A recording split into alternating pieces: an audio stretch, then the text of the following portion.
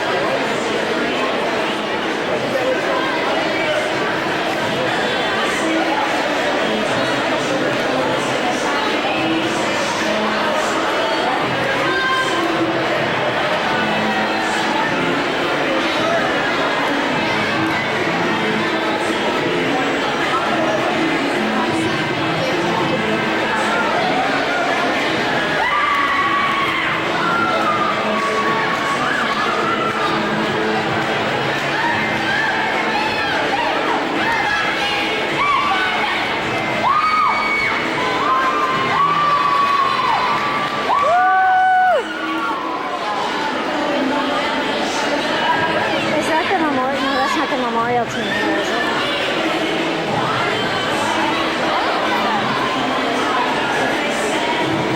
Oh, Memorial? Wait.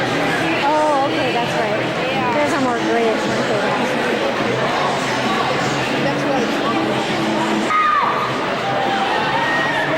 Do it again! Do it again! Do it again!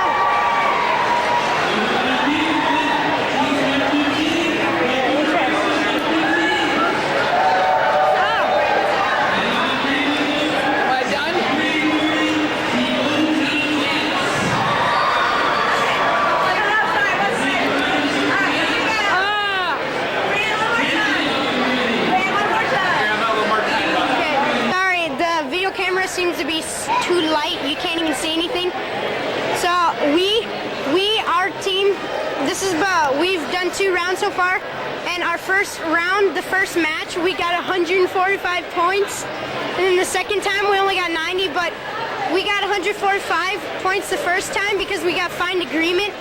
So here, I'll give you an update after I see what our third score is. So far, I think we're doing really well. Okay.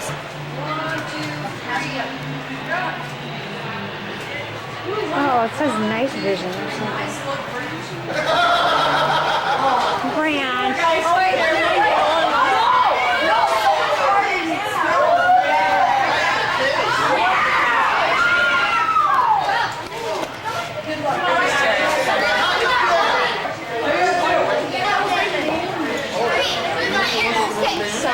That's how we get it off.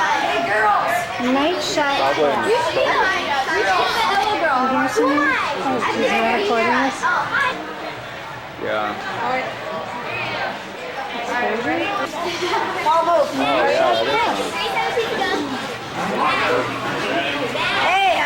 I don't know, but I think I recorded most of today in night shot. Yeah, that might not be. See, I videotaped the whole day today in night shot. Yes, you That's did. gonna turn out.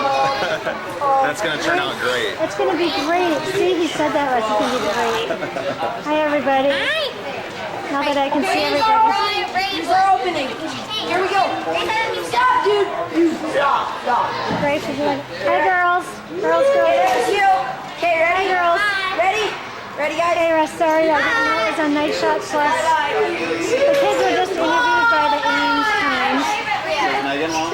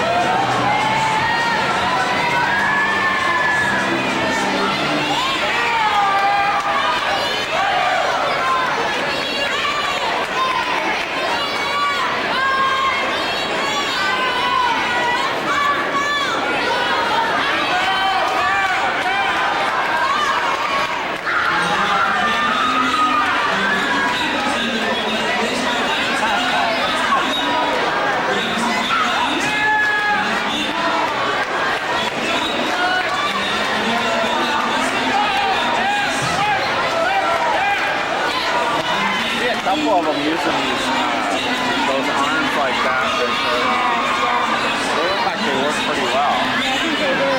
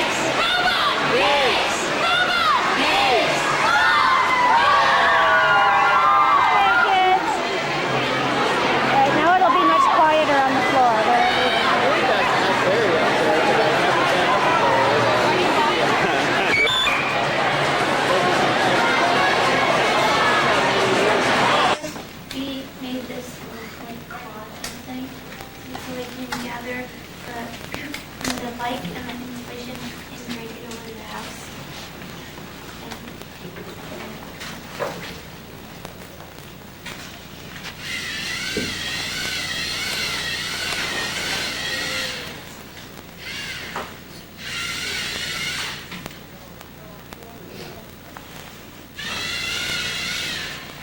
And we also try to open up the window. That's what this little piece right here is for. Thank you. Thank you, Ellie and Daisy. Next up, we have Skylar Halverson and Grace Ballinger on Tesla Geeks. Tesla Geeks, what Tesla Geeks is the robot comes up and it hits this pedal, and that hits this wheel. And we have to go through those two levies or whatever. And it usually doesn't work the first time. I guess it didn't. No, it was down. Yeah. Well, yeah, it usually doesn't work the first time, but usually yes, usually works like the second and third time. Thank you, Skylar and Grace.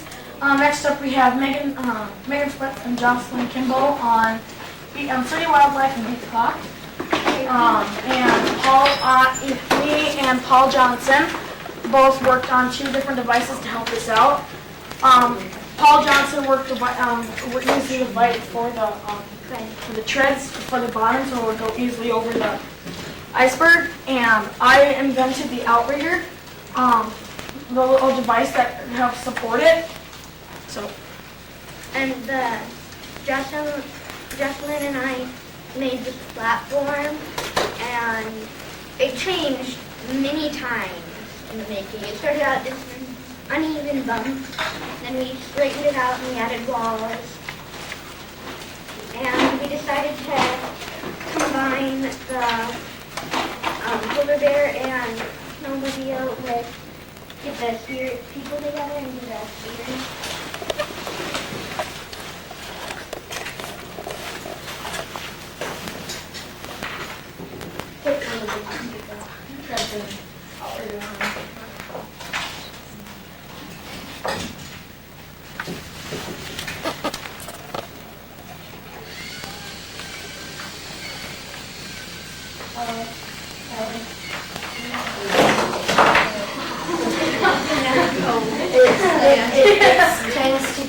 It tends to go across and over. And sometimes, but like in our last one, we got to go over it right on the buzzer. Yeah. Sure. Who got to do programming? I basically started out the program because I thought it was a good idea, and then I had my partner Megan go over it. Yes! Yay! Thank you, Megan and Jocelyn. Next up, we have Ryan Sundin and Branch Bellinger on flood barriers.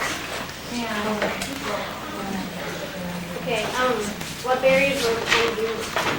We're taking the robot and we put a little bar that kind of sticks out, trying to take the bar and bend it over and flip that thing up, flip that up and open up the foot ring.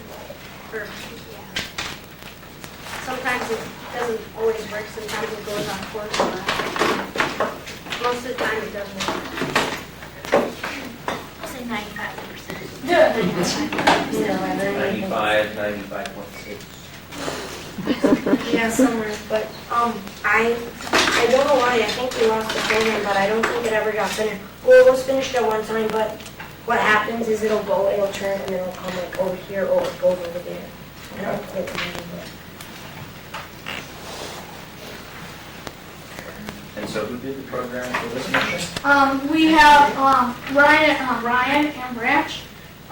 Each individual did each different mission. So Allie and JC. See, the reason it doesn't come back is because the wheel doesn't work sometimes. Allie and JC. Those two worked on insulation light ground distribution. Those two were test levies. Megan and Jocelyn, both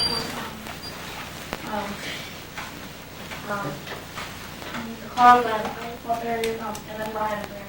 For this one, we did.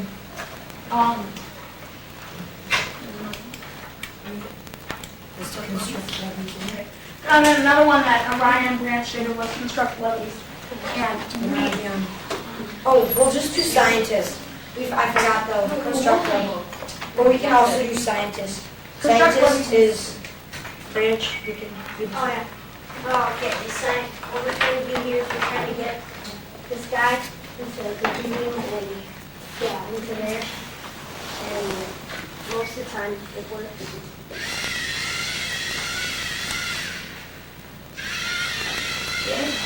And then also with that one we did, I kind of measured it out and I figured out that we can just push the one, we could also maybe push that ball in there with this mission too. So I tried it and it was actually, so we just used the same program for the mission. Yeah, 2 programs. One program to make. Yeah. And then, what we also have one construct levies. It's a little arm and it pushes the levies over into there and then it just backs it. Okay. And then we tried it. oh yeah, we all, you guys didn't explain.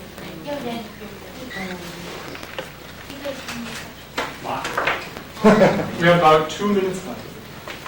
Explain how you came up with this pretty interesting design pieces here.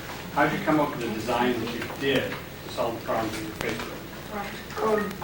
Well, for the beat the clock, I don't know why we just thought we could use a platform, and then we couldn't get this thing to drive over that wall, so Paul had an idea to get the treads with the one motor, and then for beat the clock, sometimes it beats the clock, what it does is it sometimes tips over. it will tip over. But it like tipped over, so it's like saying, hey, what if we create something that actually supports it? So we created a device that would actually hold it up, support it. So it wouldn't tip over, it would go over. And then when it gets over the wall, it'll actually allow it to go. Can you talk more about how you came up with an outrigger or a thread? I think Ethan said the movie. The movie, I was watching a movie a couple days before one of our competitions. The perfect storm, they were in the storm, and they had to put a thing out so the boat wouldn't tip over. So I was thinking, should I create something like that? And I was like, yeah, I should. And I was like, do we have a mission that always tips over? And they're like, yes. And it was like, Keep the Clock was a perfect fit for the outrigger as well. Oh, 30 seconds. Here, let's run. Fred also followed up the idea. There was a Japanese team that got every single one of the missions done, and they used treads. So we got the idea we could use treads, and that would help the This is just going to see if we can open the window. Who's going to do this next year? Definitely me. Yeah, all of us. I am. It just opened it. What it would do is, it would go like that. It would stay open like that. It would run under and pull it back.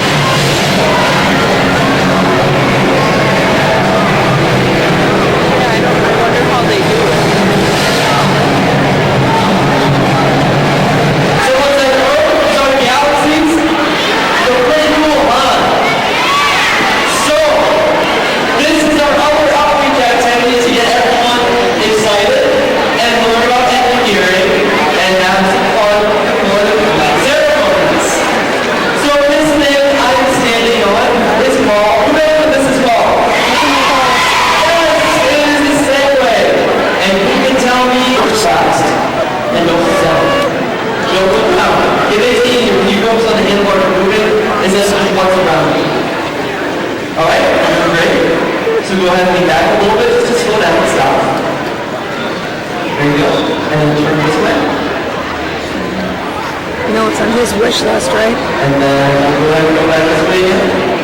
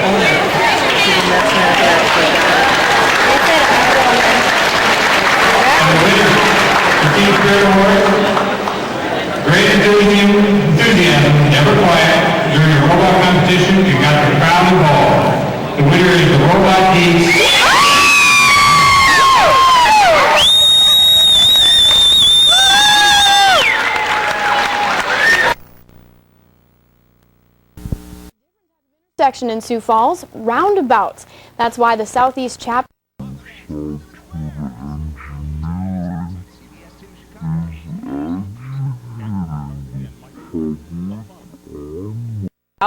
right now Sioux Falls has one, but we're told more roundabouts are around the bend.